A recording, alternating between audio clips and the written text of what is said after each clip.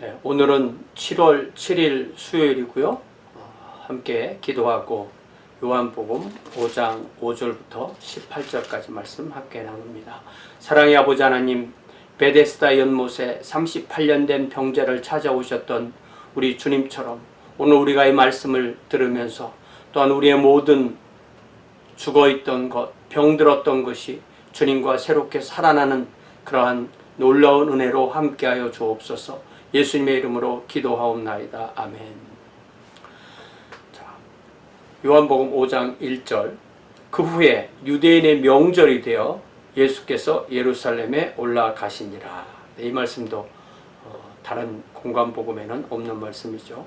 예루살렘에 있는 양문 곁에, 그러니까 양문이니까 성전과 가깝고 성전에서 드릴 제물인 양이 들어오고 나가는 그런 문일 수도 있는 거죠. 양문 곁에 히브리 말로, 그러니까 아람어로, 그 당시에 언어였던 아람어로 베데스다라는 못이 있는데 거기에 행각 5이 있었다. 벳에스다. 이게 이제 벳이라는 말은 집이라는 말이고 에스다는 헤세드, 벳 헤세드 그런 말이죠. 벳 헤세드. 우리 사냥팀 이름 헤세드, 하나님의 무한한 은혜, 그러니까 자비의 집, 은혜의 집, 하나님이 은혜를 베푸시는 집, 이런 뜻인데 그것이 하나의 연못이었다는 거죠. 연못이 있는데 거기 행각 5이 있고, 그러니까 연못이 있으면 그 연못을 주변으로 이렇게 사람들이 그늘을 피할 수 있는 그런 이 지붕이 만들어진 그러한 이 시설이 연못 주변으로 이렇게 있었다는 것입니다.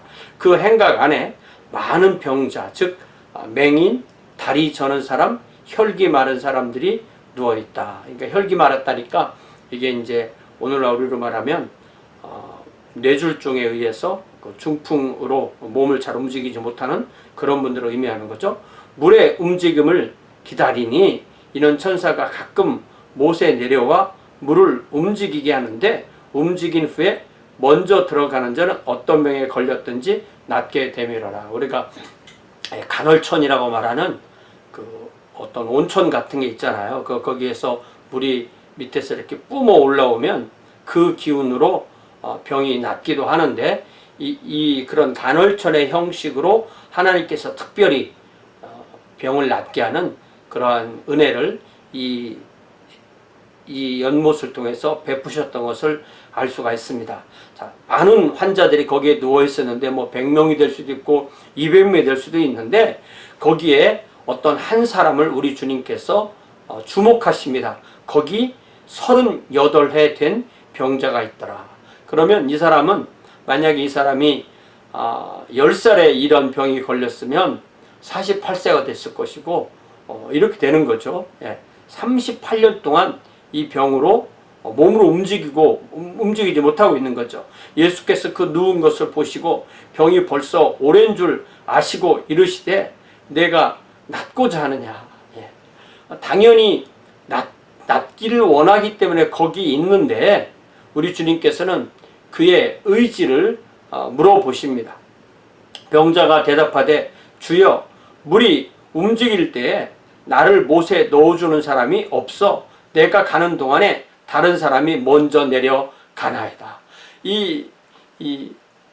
물이 움직일 때를 기다려야 되는데, 그럼 누가 가족이 옆에서 보호를 해줘야 되는데 긴 병에 효자 없다고 38년 동안 이 사람을 봐줄 가족이 없는 거예요. 가족도 다 자기 생업이 있어야 되고, 그런 상황에서 물이 움직인다 해도 다른 사람이 먼저 내려가고, 그래서 그 물에 그 효능이 다 떨어지고 나면 이 사람은 계속, 그래서 그것이 1년이 2년 되고 10년 되고 20년 되고 38년 동안 이렇게 이 상황으로 있게 되는 거죠. 참 아찔한 상황인 거죠. 우리가 3일, 3일까지도 아니고 3시간만 아파도 아픈데 3일, 석 달, 3년, 30년, 38년 이런 상황이 되는 거죠.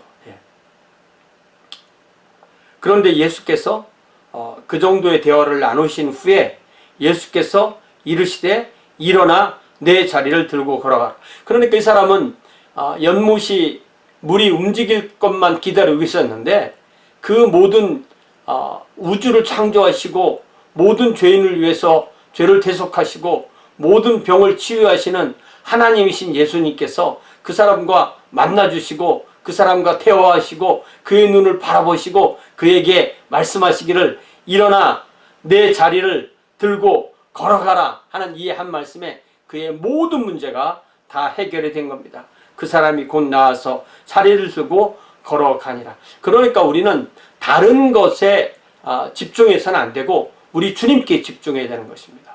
우리 주님이 모든 것을 하시기 때문에 주님께 우리를 집중할 때 주님께서 이 모든 문제를 해결하는 것입니다. 자, 그런데 바로 공교롭게도 그날은 안식일이었습니다. 우리 주님께서 이 사람을 내가 치유해야 되는 때가 오늘이 안식일인데 안식일에 이 사람을 치유하면 좀 복잡해지고 혼란스러워지니까 좀 참아야 되겠다 이렇게 하시지 않으신 거죠. 아니면 오히려 안식일에 일부러 더 그 사람을 고치시려고 했는지도 모르겠어요. 유대인들이 병나은 사람에게 이르되 안식일인데 내가 자리를 들고 가는 것이 옳지 아니하니라. 이 사람들은 한 사람이 나았다는 하나님의 역사가 일어났다는 그것에는 관심이 없어요. 우리들이 지금까지 쌓아온 이 안식일이라는 이 제도를 네가 왜 깨뜨리느냐, 너는 율법을 범했다, 이거에 관심을 갖는 거죠. 우리가 이런 그 율법을 깨뜨렸다라는 이것에만 관심을 갖는 그러한 어떤 종교적 계율에 이렇게 묶일 수 있는 그런 가능성이 우리에게도 충분히 있다는 사실을 우리가 늘 알고 그렇게 되지 않도록 본질과 본질이 아닌 것 사이에서 본질을 붙들려고 우리가 노력하지 않으면 우리도 자칫하면 그 껍데기를 붙들고 우리의 인생을 허비할 수가 있습니다.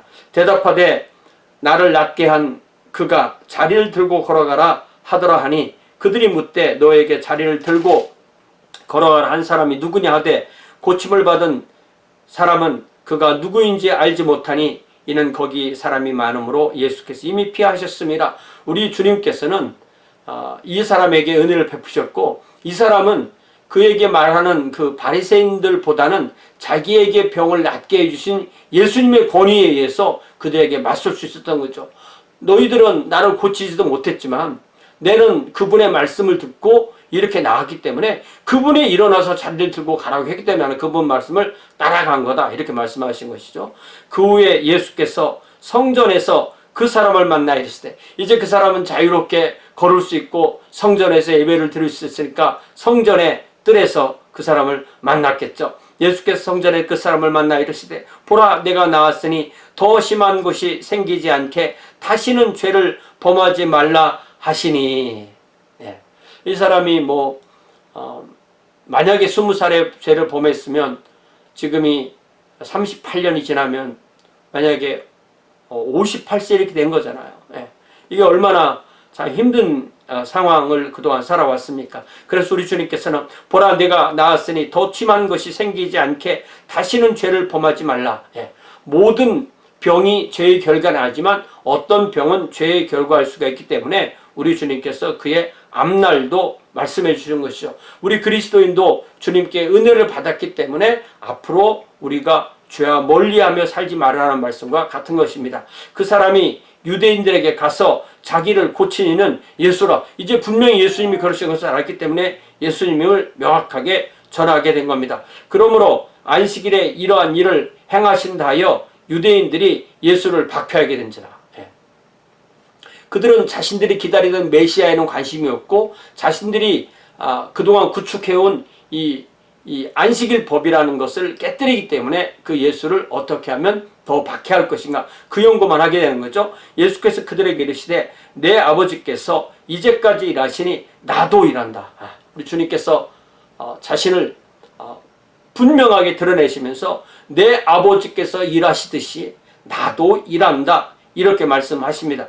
하심에 유대인들이 이로 말미암아 더욱 예수를 죽이고자 하니 이는 안식일을 범할 뿐만 아니라 하나님을 자기의 친아버지라 하여 자기를 하나님과 동등으로 삼으십니다. 예, 명확한 거죠. 우리가 성부, 성자, 성령, 성부, 성자, 성령 다 동등하시다, 이퀄이다. 그분들의 어떤 권위가 똑같다라는 것을 이 말씀을 통해서도 분명히 알 수 있는 것입니다. 오늘 이 38년 된 병자를 만나 주신 우리 주님의 은혜가 우리에게도 임하기를 바랍니다. 이 은혜의 집에서 은혜를 받지 못하던 사람이 은혜의 주인이신 주님을 만났을 때 은혜를 받고 그의 모든 문제가 해결되었듯이 우리가 모든 교회든 성경이든 이 모든 것이 결국은 예수님을 가르치시고 또한 성부 하나님을 가르치시고 또 성령 하나님을 가르치는 것이기 때문에 우리의 모든 집중은 바로 우리 하나님 삼위일체 하나님께 집중돼야 되는 줄 믿습니다. 사랑의 아버지 하나님, 오늘 은혜의 집 베데스다에서 38년 된 병자를 만나 주셨던 우리 주님을 다시 한번 봅니다. 우리가 주님과 우리 사이에 가로막는 그 모든 것들을 걷어내고 주님을 만날 수 있는 귀한 주의 자녀들로 인도하여 주옵소서. 주님과의 살아있는 관계로 주님께로부터 흘러나오는 은혜와 사랑과 자비에 의해서 우리의 매일의 삶이 살아있는 삶이 되도록 인도하여 주옵소서. 내 아버지께서 지금까지 일하심에 나도 일한다 하신 주님의 말씀처럼 우리도 주님을 따라 왕으로, 제사장으로, 예언자로 살 수 있는 귀한 주의 자녀들로 복 내려 주옵소서. 예수님의 이름으로 기도하옵나이다. 아멘.